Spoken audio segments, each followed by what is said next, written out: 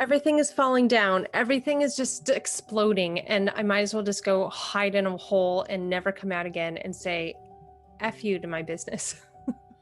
My name is Amber Duggar. I am the founder of Profit for Keeps. And in today's Profit for Joy episode, we're talking all about breaking through upper limits around money.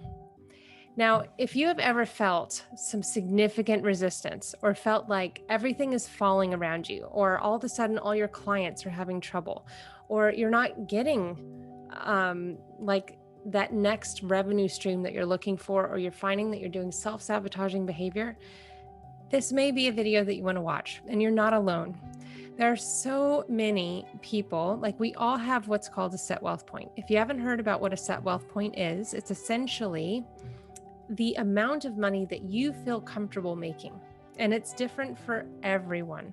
And that's why it's difficult sometimes to compare yourself to someone else making a different amount of money, because it's clear that their set wealth point is just a different point for them.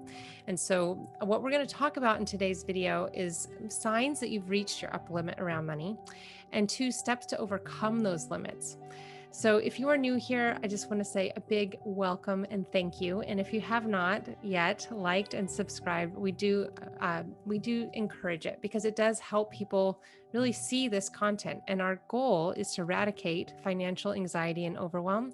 And one of the best ways you can do that is really helping this video get in front of others as well. So we thank you, thank you, thank you. Okay, on to the content.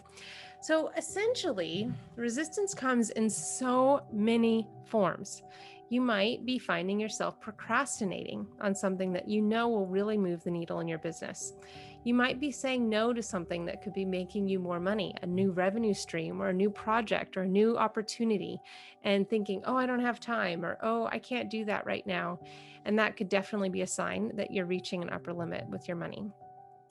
You may be finding that you're spending the extra money that you're making instead of intentionally purposing it towards something you really care about. That tends to happen when someone is making more money but not comfortable having that extra money.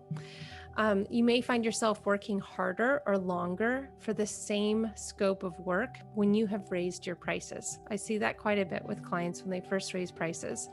Or that you may be over delivering and burning out while doing it. So let's say you've raised your prices, it's the same scope of work, but now all of a sudden you're doing extra stuff for the client. You're perhaps the boundaries are loosening. That can happen when you've reached your upper wealth point or upper set wealth point. Another thing is lowering prices after you've just raised them. I see this quite a bit with individuals who are at that set wealth point. They raise their price and then they're like, oh my God, this isn't going to work. One person said no, so now I have to bring them back down again. Reverting back to old habits. Let's say that you were moving away from the one-on-one and then you start taking the one-on-one again, or you told yourself that you weren't going to do this type of work and then all of a sudden you're doing that type of work again. That can be a sign that you've reached your upper set wealth point. Self-sabotaging behavior. This is really common, especially when you're moving into that next level of growth, of doing things that would sabotage the forward momentum of your business. And thinking or having negative patterns that everything is going to crumble. This I see more than anything else, is that when things are really on the edge of growth or that set wealth point, we tend to just feel like everything's going to blow up and everything's going to crumble to the ground. Hint, it doesn't usually happen.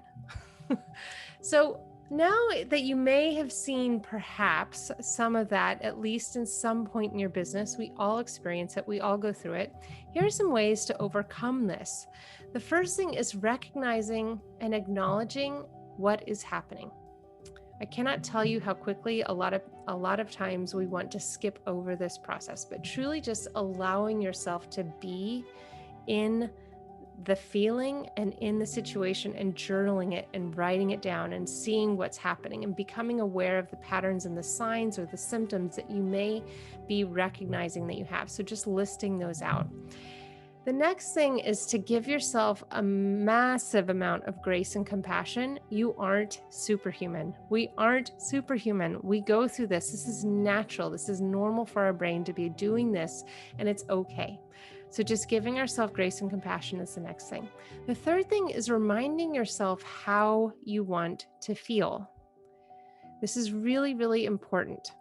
So if you're currently feeling overwhelmed, if you're currently feeling burned out, or if you're currently feeling like, oh my gosh, so much fear and anxiety, I want you to take a moment, recognize that, give yourself compassion, and then just choose how you want to feel. This is really powerful. Okay, so you write down how you want to feel. Then I want you to list 3 action steps that will bring you closer to that feeling.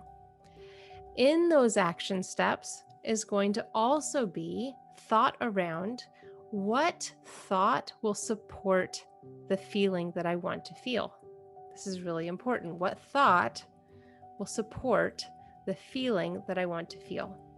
And then you carry that thought as you perform the next 3 action steps, okay?